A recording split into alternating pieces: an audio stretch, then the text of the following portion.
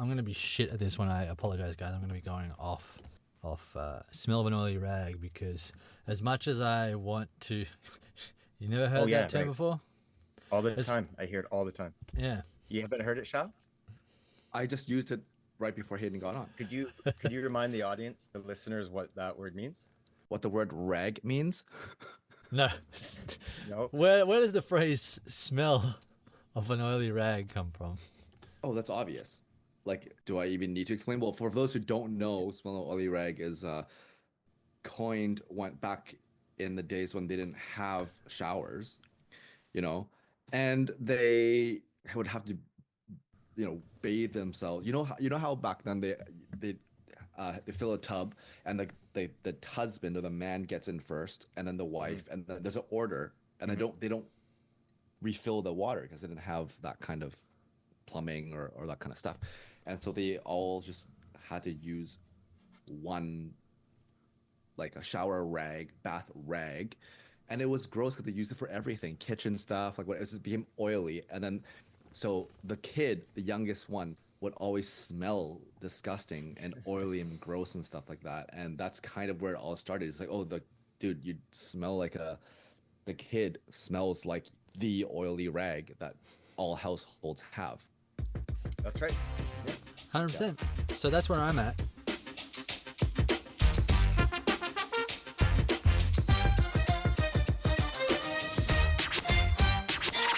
All right, let's just swing it here. Hey. What you got on? Ooh. Nice. Ooh. Oh, do I have it? No. Oh boy. Ooh, what is that? Squaring off. Welcome everybody to Chummy Thumbs. Sorry, we were just Hayden just pulled up his shirt here. Well, not pulled it into camera. He's got a Batman shirt on, and I of course have a Joker shirt on, and you're just gonna have to wait a little bit longer before we start because we're just gonna have to have a little on-screen fight here. Oh yeah. And Shao just creepily watching. Here's the civilian watching. I am creepily watching from the bushes, and it's funny because No way. Classic. Nutty. That is a meme on a sweater. Is that like a custom order thing?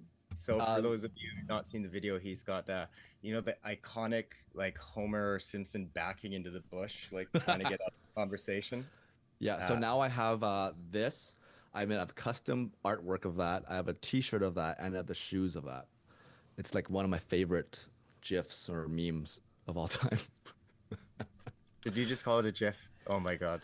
I was Are we gonna say, getting into this Jiffy, again? Jiffy GIF, Jiffy GIF. Okay, we can't. We're gonna spiral. All right, everybody. Welcome back. We are gonna get into actually a few fun topics we were talking about over the week. Me, Shao, and Hayden, and we thought it'd be fun to discuss on the show. We're gonna start with mine. We're gonna talk about some classic villain versus modern villain, but more on the modern villain side. I think it's gonna be pretty fun. And then we're gonna get to Shao's. We're gonna talk about some music and film and TV, and maybe some like iconic ones or ones that are iconic to us or we've really noticed. I mean, sometimes you go through movies, maybe you don't really notice the soundtrack or the composing all that much, and some they just they stick with you. So we're gonna get into some of those. And then Hayden, if there's time for it at the end of the show, there's some trendy stuff going around, and Hayden brought a topic on one of the current ones, and I'm not gonna. You're gonna have to stick around to hear what that one's about because that one's gonna be good. It's gonna be good. So for me though, I want to talk about. We're gonna dive into the world of villains, but not your classic mustache twirlers. I'm talking about the villains that make you pause and go, wait, are they actually right? We are living in the era of the sympathetic villain. But why are modern bad guys so compelling? Why do they feel more real and sometimes even more relatable than the heroes? And is this trend deepening our stories? Are we heading toward the villain fatigue where everyone's tragic and no one's truly evil? Classic villain used to be a character designed to embody pure evil, opposition, often with simple, exaggerated motives. They're not meant to be understood or sympathized with. They exist to be hated, feared, and ultimately defeated. The classic villain isn't someone you relate to, they're someone you cheer against. Their evil is big, bold, and uncomplicated. They want to take over the world, destroy the hero, or just watch things burn. No messy feelings, no tragic backstories, just pure opposition. Sauron from Lord of the Rings, Voldemort in Harry Potter, Skeletor, classic James Bond. Big, bold, frankly, kind of fun in their evilness. But somewhere along the way, villains started changing. Instead of being one-note bad guys, they started getting backstories, motives, trauma. Suddenly, they were just evil for evil's sake. They were products of broken systems, of grief, of anger, and if we're honest, sometimes feel pretty relatable. Think Killmonger and Black Panther, calling out centuries of injustice, or Thanos in Infinity War, Joaquin Phoenix's Joker, a man failed by every social system around him until violence felt like his only option. Shao, Hayden, I wanted to ask you something. I could go on and on more about the modern villain, and I put this out to you guys earlier this week, and I want to know what you think. Are we at the point now where villains are actually written better and more compelling than the heroes? And if it's true, is that a good thing? Or are we losing something by making our bad guys so sympathetic? Hayden, why don't you take this one first as I gather my thoughts? Loaded question. Loaded. It's funny. I remember when I was doing writing classes, both at film school and university, and they said your most... That's hilarious. So funny. Sorry, go on. Didn't say I was very good at it. I just remember taking the classes. But they always said that your most interesting character is your lead. So if you find that you've got a character that's more interesting, then that should be who the story is about. Which I think they've sort of done that in more modern films. That, I mean, if you look at The Dark Knight, yeah, it's a Batman film, but that is a Joker film. And they've even said that. Christian Bale even said that he is Batman in the Joker film. It's not really a story of him, because that character is so much more compelling. We already know Batman from Batman Begins and any other pre-iteration. But when you've got a more interesting character, that usually takes your focus. That's where you want to go, and that's what you're most intrigued in. If it's done well, it's an exciting watch. And if the story is shown through them, if they're more exciting than the protagonist, and the filmmaker is still, or the television producer is still trying to push the fact that the protagonist is who we want to root for, there's something wrong there. Like, we're going to gravitate towards what is most interesting to us as humans in terms of story, like, because we're always going to be most engaged. And funnily enough, I read a bunch of things, and it was mostly white women, but I'm going to just lump white people. They're the biggest consumers of true crime stories. And I'm like, why? Why are we so enthralled with knowing the ins and outs of why someone did something bad? And it translates into fictitious storytelling as well. And I'm just like, I don't understand. Like, I'm no psychiatrist, psychologist, no Harley Quinn.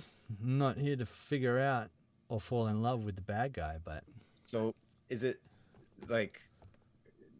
Do you think it's audience maturity, real world complexity, anti-hero popularity?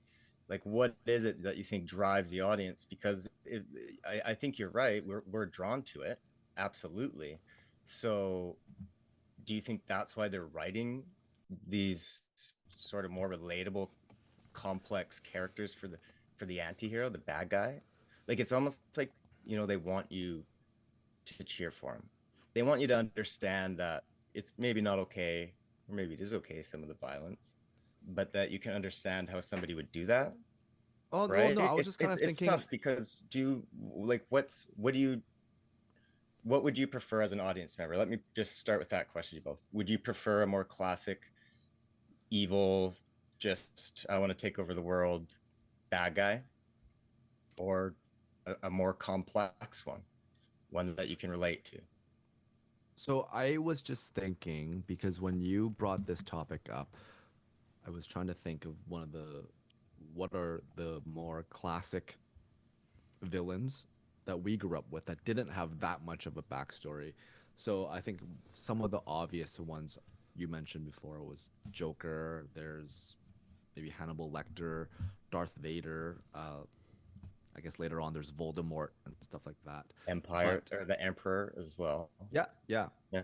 However, they are, you do learn a little bit about Darth Vader before, right? And then, when the later episodes, the episodes 1, 2, and 3, you get more information.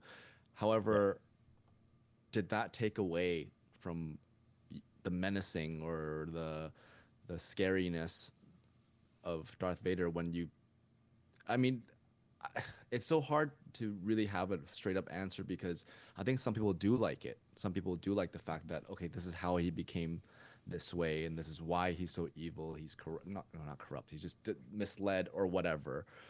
But then if without that, does it make it better? I don't really know the answer to that. Is it necessary to tell the audience where he came from and whatnot? Does it take some of the menacing stuff away? Because then, yeah, you start to sympathize. And so when we talked about it, we talked about the Dark Knight Joker when he was strictly just wants to see, not strictly, he just pretty much just wants to see the world burn, and he doesn't really have that much of a backstory. He changes it a couple of times about how he got the scars. You don't really know. It adds a layer of mystery. It adds a layer. It makes maybe the audience feel a little bit more uneasy about this villain, which makes it more psychological in a way. But as soon as you make him or her more relatable, then it might even stick with you more when you leave the theater and be like, oh man, Justin's like that, or you know what I mean? Something. You go home with it because now it's more real. It's more, they give it more of a human thing. So I'm not sure if that's at all a tactic for producers to kind of sell the villain more, but it works, I guess. I just don't know if it's.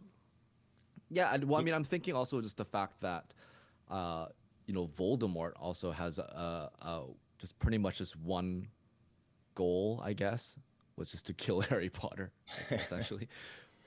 To kill a fucking child.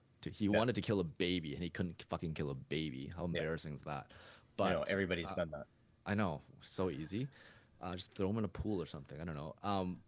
Take out like the joke. The joke was funny, but then there's like a line and then 10 other lines, and you hit them all, man. And you can't. I'm just saying, he's being the Dark Lord. He doesn't even the whole stuff with the Horcrux and all that shit. He just couldn't think of how to.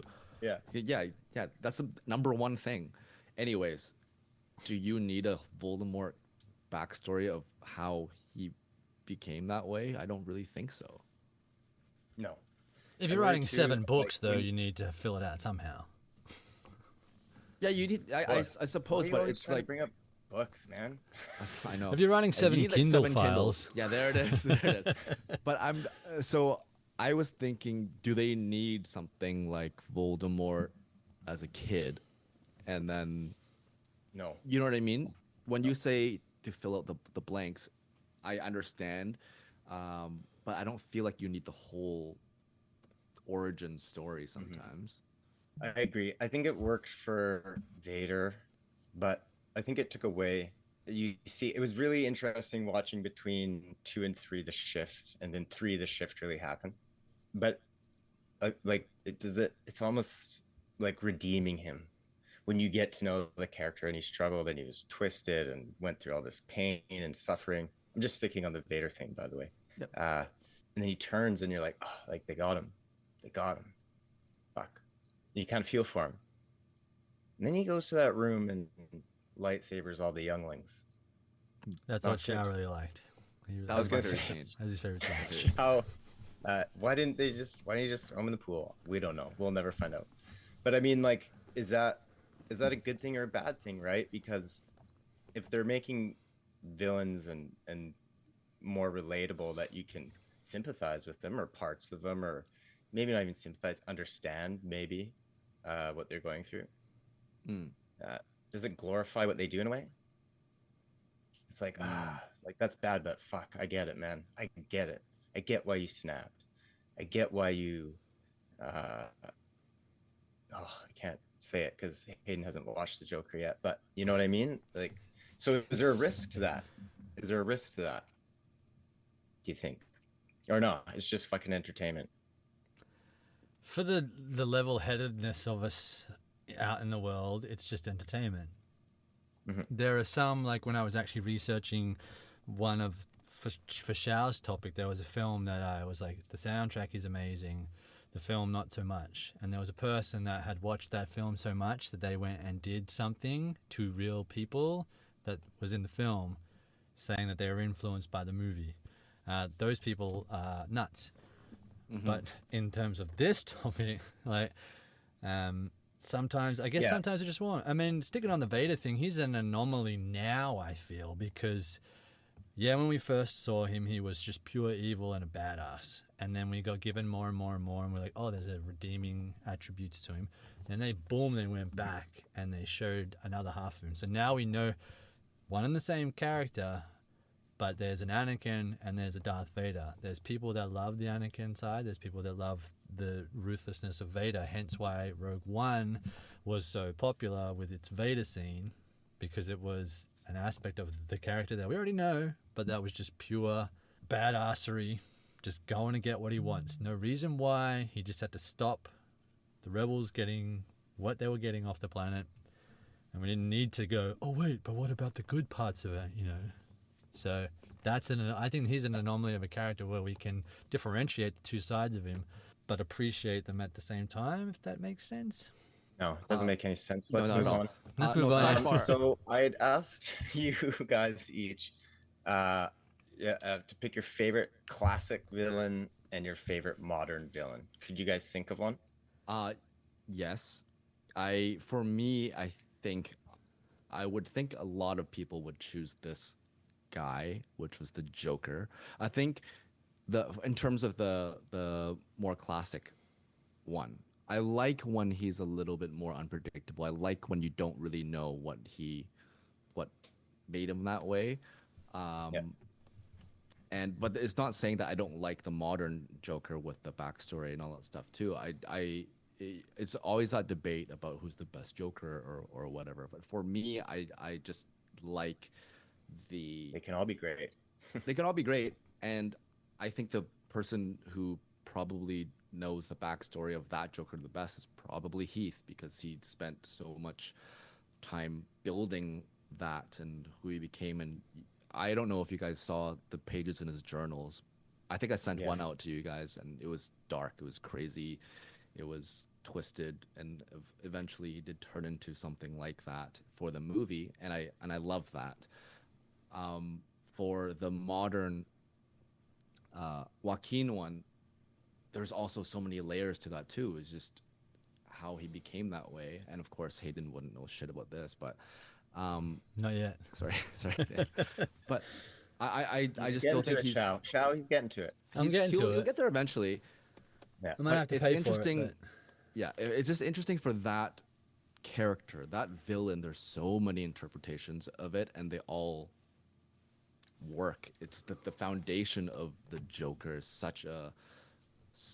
it's so classic, and I think I can't really think of the worst rendition of it right now. I'm sure there's one that's like not that great.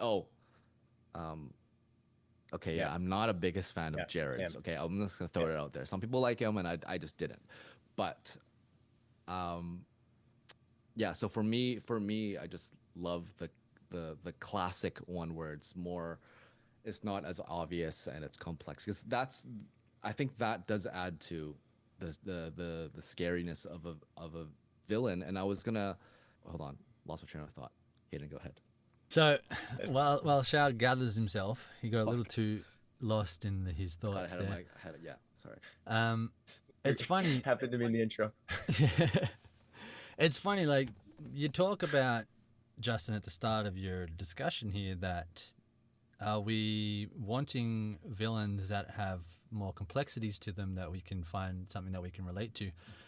And on one hand, yes. On the other hand, I could not think of a modern day villain that I was like, this is like a truly bad person, like a truly bad guy. Like apart from the like without using the ones that you use in examples, I was like, so my modern in inverted commas villains are actually from like the late 90s, early 2000s. Like, because I was like the last 20 years, I'm like, who has been like the most recent one that I'll give as an example is Colonel Hans Landa from Inglourious Bastards. Glorious Bastards. He was the most he was a complex character, played, was it Christoph Waltz, who did amazing work with him, but we didn't see no backstory on him. He was just a pure evil dude out to get whoever he wanted to do to help the Nazis win. It was just like... He was fucking awesome in that, too. And we didn't need to know why he was like that. So it reminded me, because when you have a villain like him, Hayden, and then you my question was, do you guys think it's scarier when you have a villain like that where it just looks like a normal person versus like a Freddy Krueger or something that's more menacing? What to you... I mean, obviously, different movies require different looks and stuff like that, but I think it's almost scarier when it's just a normal looking dude, because when you leave, again, it's one of those things where when you leave a theater, it's just like, is one of these guys gonna shoot up the school or something? You know what I mean? I mean, obviously that's a dark thought, but it's a very dark thought. Yeah, so something's going on with me today. I'm sorry, my bad. I have two answers to that. Yeah. I think in reality, like reality based, the just random person, like not dressed up, but just evil. But if I was to walk out my front door and see somebody masked up like Mike Myers or Jason or something, I might pick them. I'd be more scared of walking out and seeing somebody like that outside my front door. That's true, because if you see someone just like that just stranger. walking down the street, you can avoid them as much as you can. But if someone is like, I don't know, Christoph, what's his name again? Colonel Hans something? Landa? Colonel Hans. Isn't he just Jew Hunter? Don't they just call him Jew Hunter? I think so. Yeah. I think that's his name. You know, he can blend in anywhere. Obviously, he's not. I don't think he's just gonna attack random people, but at the same time, it's those guys creep me out. Intimidating. Yeah, because he could at any moment. Yeah, I think it's really interesting, sort of how they're all done nowadays. Yeah, I mean, like I was saying, we shirt battling again. Oh, flat. Chow, you've got was that a flamingo? Yeah, it is a flamingo. In terms of like, flamingo? It's going to stand on one leg and bit us all. What's a flamingo? What's a flamingo? You don't know. It's on your. There's a flamingo on your shirt. Yeah, on my shirt. Sure. I thought that shirt was called a flamingo. This style. I was like, what? Yeah, get with the styles, man. It's a flamingo. Back to you, Hayden. I did have a really tough time trying to find modern day villains that weren't the obvious ones that we all kind of knew about. I mean, fun ones like Dr. Robotnik from the Sonic movies. You know, he's fun for fun, but I don't watch him and go, oh, he's so evil. I just know he's the bad guy of a video game. Same with Bowser in Super Mario. Is it from a video game? From what company is that? Sonic the Hedgehog. Sega. Very good. So some of the other ones that I wanted to very, very, very briefly discuss were like Commodus from Gladiator, Joaquin Phoenix. He assumes the role of Caesar and then basically wants to have everybody like him. So he's literally like, I will just play the crowd, have everybody, killed that I want killed. And then when he comes up against Maximus, it's like, oh, the people enjoy Maximus more. So he wasn't like a standard villain, but he was an evil dude that just had his own well-being was the reason behind his actions, basically. Well, when you went in film school, did they ever tell you that if you're writing for a villain, when you're writing a villain role, that the villain has to have some sort of purpose or how do I even say it? Did they did they tell you anything about in particular about writing for villains? No. Is there a criteria? There probably was. Like, I didn't go too much Have into one. it, so it's like the only what I let off with that whoever your most interesting character is your lead, but that doesn't really weigh up for villains. Not really something I ever went into actually. I was gonna say, have you ever had the appeal to write something? Because have you ever written a villain character? I have 'Cause you've not, written a lot funnily of enough. characters. Yeah, I've never Challenge written, you. challenge me. Yeah, Would they be okay, the main lead of the story? End of May. What do you think? What do you think's fair, Shao? Like 10 pages? A little 10-page That'd be short fun. story of a villain? And what do you We'll want in read that? it. Do you want backstory? Do you want villain's origin story? Do you want your story? Hey, it's your story. It's your villain story, man. he fell into a vat of acid and came out with a smile on his face? That's Oh, pretty wait. good. Like, Already- look, already- come on, like I want to know more. Pretty original. What happened? I was like, already been done, mister. That's the basic Would you, like, origin. so would your villain? Do you think off the top of your head, would you go for a more of a classic, everyday sort of plain looking villain, or would you go for a more menacing, like something a big, like a I don't know, like a gorilla or something? Oh, that would be a tough one. Gorillas in the mist. They're always dangerous. That's true. That's true. That's true. Gorillas in the mist. Yeah. But Have you ever have you not thought of that before about writing a villain? Because I think I've heard a lot of people love writing for villains, and I think actors love portraying villains because it's just, I think as actors we don't, as everyday people, we don't really get to explore the darker killing sides. people or dark side stuff. So you can actually, dive into that kind of role and just for fun, right? But have you ever thought about writing? I haven't, villainous because role? that for myself would be like, I think it scares me a little bit to see what you can come up with, and then that you yourself might be terrifying in the terms of like, yep, I'm yellow,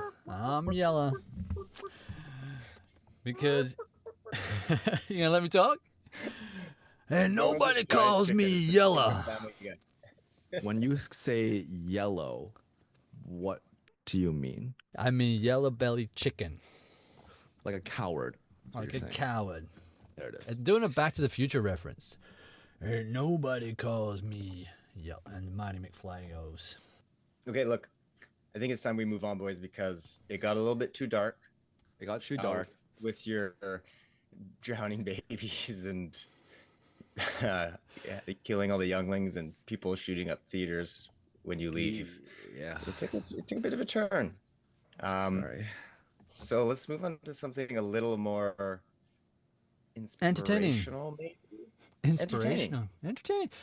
So what I'd seen recently is all of these people were doing these simulations of, what was it, 100 gorillas versus, or 10 gorillas versus 100 men, or I saw one that was like 1,000,000 men versus 10,000 gorillas, or something stupid like that. And I was like, what is all of this garbage nonsense? And it was essentially that. It was like, how many people would it take to defeat gorillas in a battle? And I wanted to pitch the idea of who would be on your, I guess, your team of heroes to defeat a couple of gorillas in a battle royale style fight. So I pitched this to the boys, and I was like, you can pick 3 to 5 team members of various abilities, fictitious or non-fictitious. And then we kind of got a little too deep into it, and we were deciding what could be there and what could not be there. No firearms are allowed, no force abilities, no choking out from a distance. We had a very strict rules because it was that yes, it got out of hand because there was nothing against lightsabers or using the force or anything like that. Yeah. So no Clark Kent / Superman. Yeah, No. shoot laser beams. Shoot laser beams or just flick his finger and just die. Yeah, or Flash just run right through him. You So know? just really briefly on this topic, Hayden, is that one, I'm not really sure how this question kind of got proposed. Justin did say it could have been a Mr. Beast thing because I do know that he made a post about that, but I'm not sure if he was the originator of it. And then there's a lot. Yeah, I saw the simulation about a million humans versus 10,000 or something like that. And then another account, I can't remember what it was. They actually asked an expert to see how, because a lot of people say that gorillas have the strength of what, like 10 to 20 times a human person or something like that. So Depends on the person. this is true, 10 to 20 ish, right? To 20-ish. I have some Give facts 5 to about 10. gorillas. You what? I have some facts about gorillas to throw down first to see if it will influence your picks. But you've already got your picks. But just so the people Got know my picks. what we're dealing with, So we're Yes. going to go with the silverback gorilla, the big daddy of all apes. They are stronger than a pickup truck. Estimated deadlift between 2,000 and 5,000 pounds. They have a grip that can crush skulls with their hands. Obviously, that's what grip means. Over 1,300 pounds of force in their hands alone. I know Justin's thinking about something else for that one. Give me those Hulk hands. What was it called? Smasturbate. Smashed him. That's how he's going to win the fight. They can throw like a catapult. Busted. They can throw a 200-pound object, so me, more than 30 feet. They can also climb trees like a motherfucker, and they have, around the strength of 10 men. And we only have, in this scenario, up to 5. They also have a bite stronger than that of a lion. Not that we would know how strong a lion's bite is, but what is it? 1,300 PSI. I think it's like 12 cats, isn't it? Something like that. Who knows? Yes. I'm gonna get a cat to bite me 12 think it's times. a little Ooh, more. I could totally survive Guys, a lion's bite. I thought we talked about you fake laughing when I say something funny. They are also deceivingly So, and fast. we got to fight one of these things or two of these Two things? of these things. Why two? I don't know, because What's that'll be wrong better with than you? one. Like one would be hard enough. Why you got to make One it is hard two? enough because there was an Okay. expert who said that it would be realistically two. you It don't would be need two. 100. 40 guys can take one. That's what a gorilla expert said. So 40 Hand to hand. average humans can take down one gorilla. So here's many I of can them tell you die? where I could tell you where probably Shao like would be. over half. Shao would be in on that because who wouldn't want to be one of the 40 guys? And you know where he'd be? There'd be the gorilla, and then there'd be 39 fucking guys all trying to go after the gorilla, and Shao would be way off over here. Oh, are you kidding me? Of course, I have my camera. Go for the and I'll eyes. film Yeah, the whole film thing. it. Yeah, yeah. You know Kick how him many in the likes I'll get for nuts. that? Don't go one at a time. Yeah. Try drowning it. You know what I mean? Hey, Just- can you do that again? My camera was unfocused. Yeah. I don't want to get close to that thing, especially if I'm not allowed weapons or anything of that matter. So you but can have that's- weapons, just not. It wasn't like no firearms or explosives or. So I have clubs or You you could know. have clubs, a dagger, a spear, I guess. Primitive weapons Oh, look at me, like a bow. or bow. My range weapons. That's why you're so far away. Yeah, You gotta exactly. film it and you gotta shoot him at the bow. Half of those human deaths were because Shao missed. Okay, Do you so have your pick? so to answer your so are we doing one gorilla with 5 people on my team? Am I including one of the 5? Two gorillas. Oh, Two gorillas. gorillas. Two gorillas. And 5 You- people. With Plus 5. up to 4 people. Okay. Okay. You Oh, are so one of them. Me and 4 people. You are Okay, one of them, so- yeah. What do okay, you bring to the so- table? Okay, so I think naturally my first thought was who are the best fighters, pound for pound, that kind of thing. And immediately I thought of Brock Lesnar. I think he could probably do some damage, although he's still 1-on-1 with the gorilla, he would die. But I would have Brock. I do like how. So a lot of my people are fighters like this. I do like the idea of Khabib on my team just because he wrestles bears. So that's me, Brock, Khabib. This is my curveball. I'm gonna add Jane Goodall in the mix because that's my distraction. Jane Goodall is going to try to reason with them and talk to them, communicate, and then my flankers will do the first strike from behind. So I thought about this quite thoroughly, and I don't think obviously they can't jump on the back and choke them up, because I think the gorilla would just fucking throw them off their shoulders, or just lie back and crush them or something like that. So I need someone a little bit bigger. I thought about, then I looked up sumo wrestlers, but they're a little bit not as agile. So I thought maybe Andre the Giant, when he was alive, maybe could do something in that. Because in my mind, I was thinking about the Avengers, but real life people. So obviously Andre the Giant's more like the Hulk. You did say fictional characters, and with the ranged weapon, I think Legolas would be, up there as well. So I have, so my team is Jane for distraction. She's the Black Widow because she's kind of useless. And then we have the Hulk. I have Andre the Giant. I have Hawkeye, Legolas. And then Brock Lesnar, who's kind of, I'll let him be like Captain America or something like that. And I'm, Tony Stark. Without his Iron Man. Yes. You're just from the back. That's correct. I orchestrated all of this. Yes, Jane Goodall. Goodard? Goodall. Oh, the amount of ape backstabbing, if she was to do that. She would never be able to go anywhere. Oh, I know So that's you. my team. Justin, You thought about that quite thoroughly. Mine's a bit different. yeah.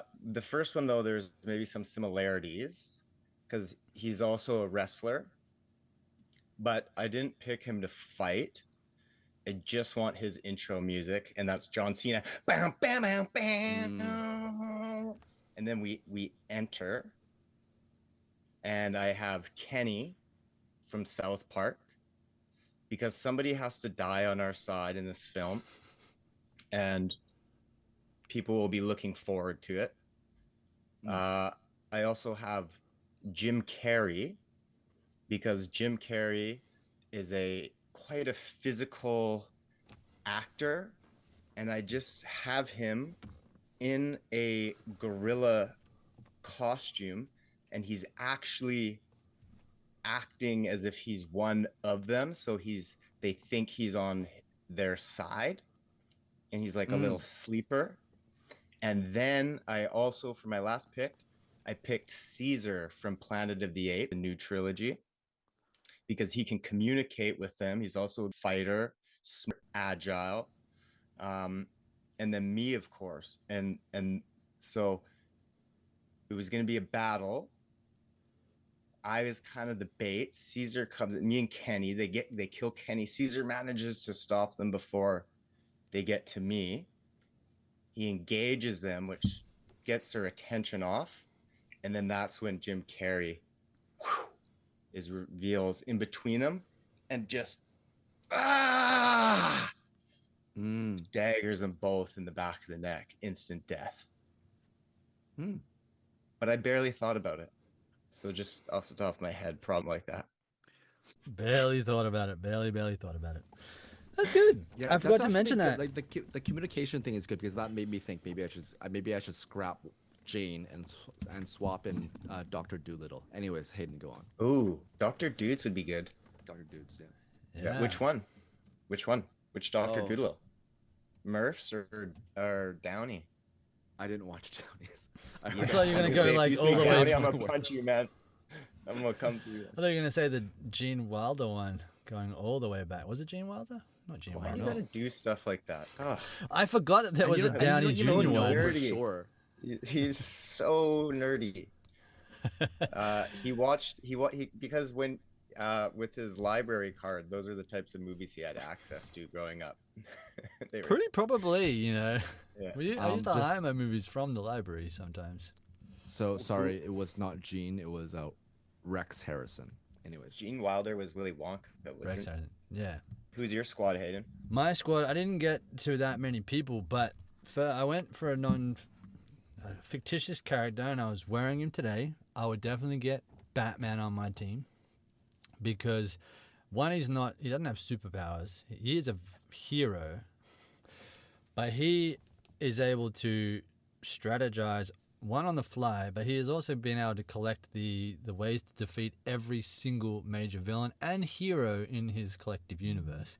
Maybe even in the Marvel one with those crossovers if you wanted to go that route. But for this instance, he's got ways to figure out how to beat everything, every which way there is. So I'd have him because he would be able to... I guess you wouldn't need to pick anybody else. That's why your list is small. Batman will just do it. No. Well, I mean, you know how much trouble he had against Bane? I mean, he beat... Bane will get killed, I think, from a gorilla. Well, Bane could use the Venom, and the reason Bane beat Batman because he's also a strategist, and he unleashed all the villains of Arkham that Batman had to fight. So by the time he got to Bane, he was exhausted. Okay. Hence why he got... I hate him with his technicality bullshit. Like, But no, We'll but cut Bane would be a good one Shall on we? my we'll squad. cut it. We'll cut it. The two of them together would be good, but I didn't think of that. So I got Batman. And then I've also got, I'm assuming he's a real character. Batman is, yeah. Miyamoto Musashi. He was a Japanese samurai. He had Sounds 60... made up. There's a book written by him called The Five Rings. Right, of course. He wrote that book. that you've He wrote that book, not Okay, a book written hold about on. him. He wrote that book. Did you know this guy, or did you just Google like Ultimate Samurai Warriors or something because you wanted to No, I samurai? knew of the book first, and then I found out the legend, which was he did 60. He was the only swordsman to have never lost a fight, and he utilized two blades. He used a samurai sword and a much smaller and like a half blade, and he was a strategist as well. So obviously, strategy is my But thing. what the book didn't say is he only fought Shao. children. Anyways, what? What children? Chow, let's make a new game and a game for the listeners. Every time Hayden brings up a book, just have a drink. Chugging my drink. Yeah. I just wanted to prove that he was a real person. He wrote a book, a philosophy book, actually. That's your whole point. You don't even care about he's on your team. You just want to prove that he's a person. No, because just Justin wanted was to like, meet him. Justin's like, He he's just wanted not to meet him. real. He's not a super real. cool guy. That guy's not Tell me your real. story, man. Tell me your It's like- story. So, like, which blade was the best to use? Like, which was And which one had katana, more- because that's what the samurai would have used. But anyway, so Okay, we've got fair. So Batman. you have I've Batman, got samurai. the greatest samurai ever to exist. I've got myself, and then I watched. So it cancels up to No, two. wait. So you. I'll so stand you- back. I'll stand back. I'm like, you guys do it, and I'll nod and agree. I love that. I love how you included yourself in it though. With like, I'll play the Like, theme oh, song yeah. from the back here and hold it up like say anything, you know. Okay. So what was your last two? I was gonna go because we had to strategically get the gorillas apart. So I was gonna say Indiana Jones with his whip skills and Zorro with his whip skills. So I would use their whoosh to pull them apart, and then Samurai Dude and Batman would use their gadgetry and their time out. Time out. Sorry. Okay. Hey, I didn't It- make fun of yours, I know. Mr. Ace in a costume. That would work. It was, you know that would work. I'm just thinking. As long as he comes out of the Indiana butt Jones of is it, gonna like. hold the- whip. No, I just want to know. They whip them, and they pull them and hold them, and then Katana Boy comes in and slices them up. Yeah, they definitely don't have the strength to do that, but in my scenario, Nice. they do. I would have to get a strongman involved. So I would get someone like, who was the Greek dude who rolled the boulder up the hill? Nah, Hercules. Ah. He was a real person, wasn't he? I know Hercules wasn't the one that rolled the boulder up the hill, but he was a demigod. Or Maui, he was also a demigod. There you go, superhuman strength. There you go. Nice. Hayden, did you? What? Oh, whoa. What if we put our 5 squads against each other? Who do you think? Okay, who did you have against Shao? Batman would I Come on. had Brock. I had Jane Goodall. I have me, Legolas, and I have Khabib. Okay, and I have me, Kenny, Jim Carrey, John Cena, and Caesar. I'm dead for sure. I think Legolas I think- probably can wipe you off pretty quick. Legolas is immortal, know. so he would be. No, because he's got to. walking He'll away. have to end with Batman. It'll basically be Batman versus Legolas. Batman for sure. Mm. How do you kill He's an got a immortal? utility belt, man. By the time a he suit. reaches for his fucking whatever grappling hook, he's gonna get shot in the eye. Go grab him. Yeah, Yeah, sure. You're right. I You're have probably two right. eyes. I can still fight. Yeah. that's true. That's true. That's true. I'm blind. I can still use sonar like a bat. Hayden, have you Check out thought about Superman. your entrance music? Well, that was a tough one. The first one I went to was Guns N' Roses' "Get in the Ring," but it takes a while to get to the "Get in the Ring" part of the song. So Yes. I was like, "Oh, do I want something that kind of kicks in straight away?" And then I'd recently seen Just start later, yeah. just wait. Let me play the song a little bit. No, start the song later. I was like, Freebird 5 minutes in when the solo kicks in. Yeah. Just wait, gorillas, wait. 5 minutes, then we'll go. Yeah.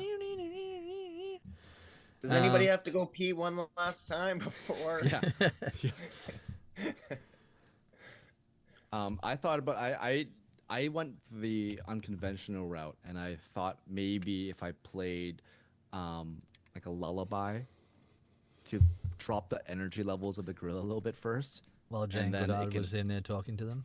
Yeah, and then I'll have the soundtrack. The lullaby was Might work, actually actually. also sung by Dr. Dolittle. So there's a little bit of like that's like a cheat. It's almost like a sixth person, but he's not there. It's a pre-recorded track. I totally forgot one of the members of my team because it was so cheesy. It was so bad. I was going to have you go. Tarzan because Tarzan grew up with apes, so he would know how to fight him. And then I just thought, oh, Shao, your music, I could play something from the Tarzan soundtrack. Phil Collins But I would feel like definitely... You know what the risk about that is? I feel like Tarzan would switch sides. So would Jane.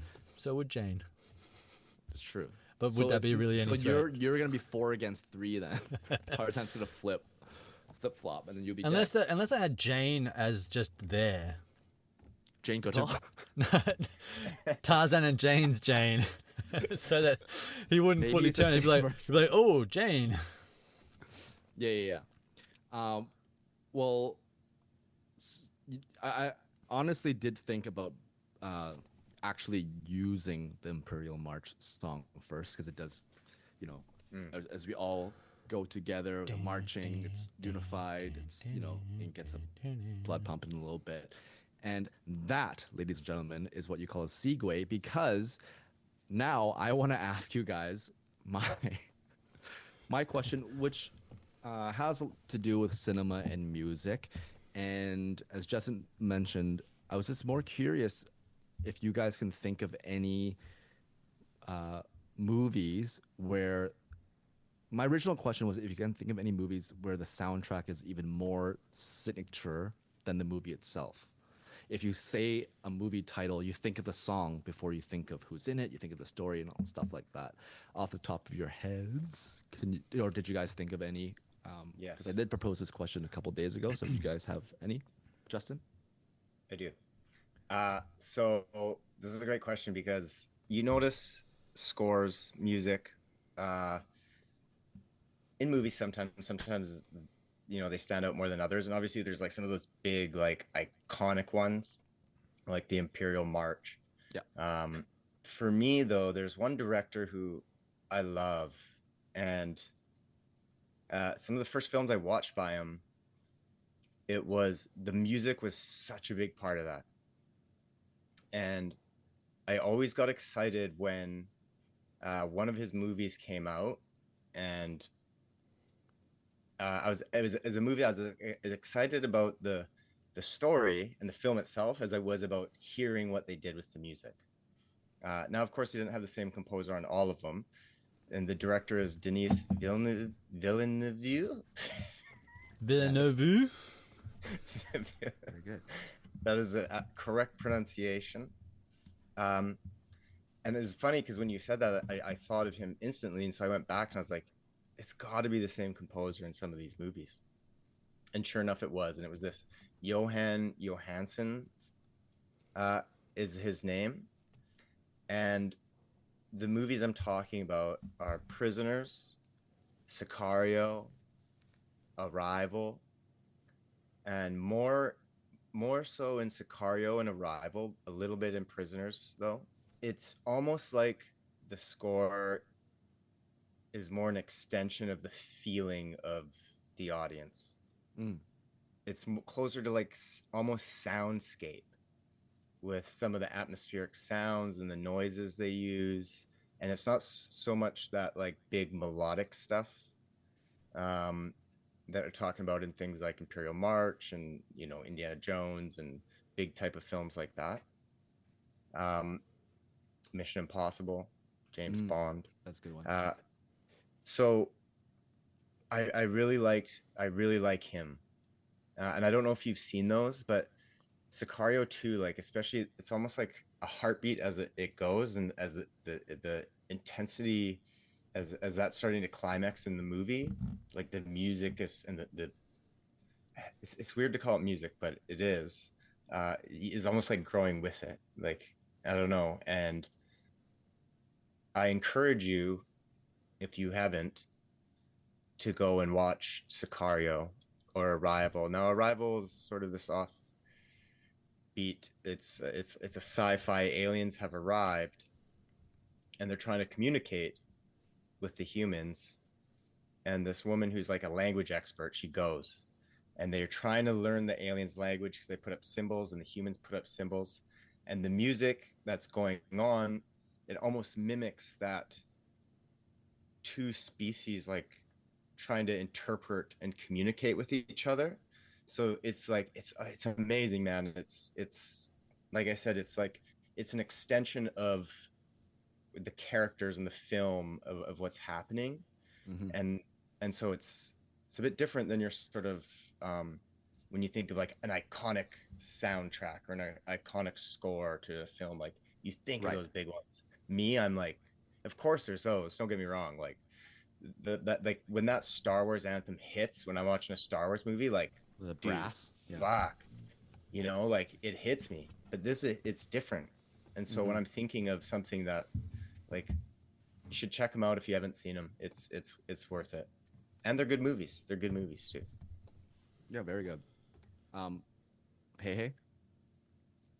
I went for a little. I was thinking originally composers as well. I'm a big fan of John Williams, who's done many things that we'd all infinitely be familiar with. But then I went more directly to soundtracks, because there was a phase of my life where I was getting soundtracks because they had bands on it that I was interested in. So there was a bunch that I was like, okay, when I think of music in films, instantly there's one director, well two, but one that I go to first, and that's Cameron Crowe. Now, he's done so many films that music is a huge part of them. And on my list here, I did like 5 or 6 where I was like, these are ones that I was like, boom, boom, boom, boom.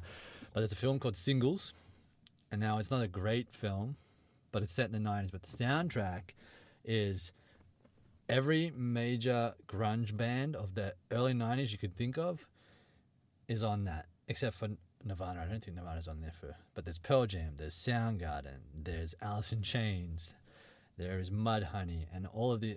I grew up with these bands, so instantly that Singles, the motion, like movie to the motion picture, I see the film, but I think of the soundtrack first, not the film. Right. But then there's also, I mentioned it earlier, like Say Anything by Cameron Crowe with oh my god, what's his name? Holy Colonel crap. John Hans. Cusack. John Cusack. Colonel Hans. Yeah. No. John Cusack's in that, and the scene, you know, with the holding up the jukebox, I don't even remember what the music is, but anyway, that's a Cameron Crowe film. Don't you? It's the fucking Canucks goal song. Thank you for bringing it up. Segue into Canucks. How do you feel about Rick Tockett's not coming back? That was okay. So now I'm gonna get the segue back from that to keep talking about it. Firing Paolo, that's crazy. Anyways, back to John Cusack, I guess. No, it was Cameron Crowe, because he also did one of the greatest music films of all time. Can you guess which one it is? Came out in 2000. Had Kate not Beckinsale. Freaking hell. Yes, I know it. Greatest musicals of all time? What is greatest film about music? One of the greatest films about music. Oh. Justin wouldn't know musicals. Yeah, if it's a musical, I wouldn't know at all. Yeah, Joker 2. Okay, and it came out in 2000? Yeah, almost 2000 movie. came out. They came out. Oh, I'm a golden god. Almost Famous. Keep singing. Keep singing. That We'll see wasn't a if we can get song. it. That wasn't a song. That was literally a wasn't- line. Oh, The band is thank Stillwater, and he's on acid, I think, on top of a house party, and he says that line, and then he jumps in the pool. But Almost Famous, 70s rock and roll gold. It's got Elton John, Led Zeppelin. This thing ZZ Top's on there. Hendrix, Or you're thinking about Kate Hudson. Kate Hudson. There you go. Yes. Goldie Hawn's daughter was what came to my mind first, but can you guys think of a show or something that you've watched where you've immediately went? Because just thinking, when you say about songs, like soundtracks, I think one of the first soundtracks I ever bought was for the first Fast and Furious movie. Actually, maybe a Mission Impossible movie I bought a soundtrack for. Give me fuel, give me fire, give me that which I desire. The one with Metallica on it. Anyways, but can you think of one recently? Because I have, and it was very funny. So when you've watched something and there's been a soundtrack, whether it's a TV show or a movie, and you've immediately went and listened to an artist or the artist. And while you're thinking about that, I'll tell you about, because there was an episode I was watching of Ozark, and it was when, oh my God, it's been so long, I'm blanking. What's the girl's name? The white girl, the pale blonde. Yeah. Let me get Anyways, my research team Rosamund on here. Pike. No, it's Laura Linney. The main girl, the mom, No, the daughter. Julia Garner. No, what? The daughter or Or the Sophia, hillbilly Sophia daughter? Hublitz? You mean Charlotte? You can't just fucking start saying out. I'm names. just reading the cast. The woman right that's now. going to be playing the Silver Surfer in Fantastic Four, that woman? Have you guys not seen Ozark? the girl with the curly hair. Yeah. Ruth? Yes. Yeah, Ruth, Julia thank you. Garner. Yeah. Okay. No, but Ruth. So Yeah. Ruth. Yeah, in the show, is it's kind of spiraling. Anyways, that derailed. Okay. Ruth, and every time she's doing a lot of driving, and every time she's driving, there's a song on from Nas's Illmatic album, his debut album. And it was done in the show. Like, if you've seen, have you guys seen Ozark? I only saw first season. Oh my God. Okay, I can't. Okay. Anyways, Got for too anybody who's watched long-winded Ozark, and dark. it's done really well. And so the way they incorporate this album into the episode, they must get to every song. They get to so many. When she gets in and when she closes it or leaves, like, it cuts to like clean to almost like it sounds like it's being played from the vehicle. Anyway, so I was like, oh man. So I think I instantly went to YouTube or something, or I went somewhere and I started playing, must have been YouTube, Illmatic by Nas, that album. And I went to the comment section, and so many people had commented, I'm here because I just watched Ozark. Just here because I just watched Ozark. I just watched Ozark, nice. Had to come here immediately. And it was like, oh, and I was one of those people too. And I instantly connected. I was like, it's so funny how something can impact you like that. Has that ever happened to you guys? Well, no, but I can't really think of the sort of example that you brought up where you watch something and you immediately looked it up and then all that stuff. But it just reminded me of another thing where I discovered this duo called Rodrigo and Gabriella. Okay, Taylor knows who they are, and this is back when Jay Leno still had a show, and back when I still kind of liked him, but now I don't like him anymore. Anyways, he had them on, and seeing them perform was amazing. The way they can, they both play, what do you call it? Spanish guitar. Yeah, where like it's a flamenco wider neck. guitar. Yeah, thank you. And so Gabriella does more of a percussive thing, and Rodrigo does shredding and stuff. And they love metal, but it's in the sound of the flamenco guitars. So they did a cover of Orion, which is, as you know, the Metallica song. They did Stairway to Heaven, and they released their album 1111, and it was just amazing. And they were buskers at first, and then they got discovered. And then after, I got obsessed with music, and then I started hearing their songs on on soundtracks. It was on Breaking Bad for one, and then I think Pirates of the Caribbean for one of them, they hired them to write songs for them, and so that was pretty cool. So it was like a reverse soundtrack Right. kind of thing. But before I get to your thing, Hayden, it was just that it's just interesting to me because I have a list of movies here where I think if I name the title, you guys will probably be able to just think of the song right away. You know what I mean? And that's really, I think that's, and there's, so to answer my own question at the beginning, I watched The Godfather way later than everyone else. I watched it maybe more than 5, like maybe like 6-7 years ago when it was on Netflix. So I was late to the game, but I always knew when someone said Godfather, I knew the song to it. You know what I mean? It's just so signature. And there's ones like Indiana Jones or even Jaws, Star Wars, Pulp Fiction, even that soundtrack's fucking classic. Quentin Tarantino, of course, his movie soundtracks are amazing. Lord of the Rings also is, the theme song. Harry Potter, it's those kind of, especially Harry Potter, where it's like kind of mystical, mystery, wizardy, magic stuff.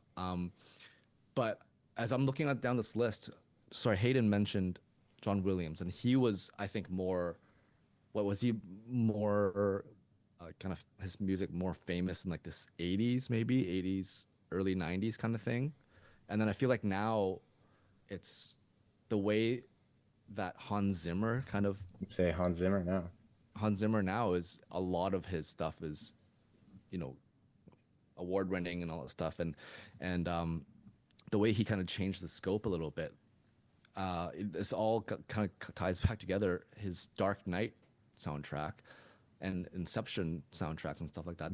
That the Dark Knight, that bomb, that kind of like that sound that he, like so many trailers use it now too, because of, it's just such a fucking powerful sound that he created into that was for Inception, not Dark Knight, right? But I think he had something like that in Dark Knight as well. But Hans Zimmer also goes all the way back. He helped with Lion King too. He did Lion King music, which I didn't know until like way later. I didn't know. Yeah, but sorry, Hayden. Well, to hear your sorry. Hayden actually, when we were off camera there for a minute, he wanted me to say this, but bring it up for him. But his appreciation for Bridgerton, because I don't know if you know this, Shao, but Hayden is a huge Bridgerton fan. And have you seen it, Shao? No, but I've seen Hayden wear his Bridgerton t-shirts. Yeah, I mean, this is what well. I've heard. I haven't seen it, but apparently they do really good use of. They take really popular songs. Actually, it's actually, I've heard, a neat interpretation of that era that it's filmed in. And the music, they take like top 40 hits, sometimes like massive songs that you would know, but they're played and done classically, like how music was back then, strings and piano, and it's like different vibe to it, and usually slowed down or performed differently. I remember when I heard, when somebody told me about that, I thought that's really captivating. That's pretty cool. I thought you said that I said that, and then you got told that. I think I forgot. You got lost in your own story. I think I got lost in my own story. Yeah. I do like it when films do that as well, though. Like, say, like The Great Gatsby. There was a Jack White version of a U2 song, "Love Is Blindness," on that, and I'm like, normally I'm not a fan of covers because I'm like, unless you can do it better, I wouldn't bother releasing it. But I mean, that's. Well, didn't they do a cover in what song did they cover in Paradise? Paradise? Eye of the Tiger. It's fucking great. I Shazammed it right away, and then I got it on my Spotify. It was the background music playing that I had. Right. Yes, I remember. Yeah, it's epic. So I think that's a good place to wrap it up. Villains, gorillas, music that affected us and touched our souls. We got into a little bit of everything this week. Thanks for hanging out with us. If you're digging the show, don't forget to subscribe wherever you listen. You can find us we're mostly active on TikTok. Come hang out with us on TikTok, Chummy.Thumbs. And until next week, keep on thumbing. Thumbin'.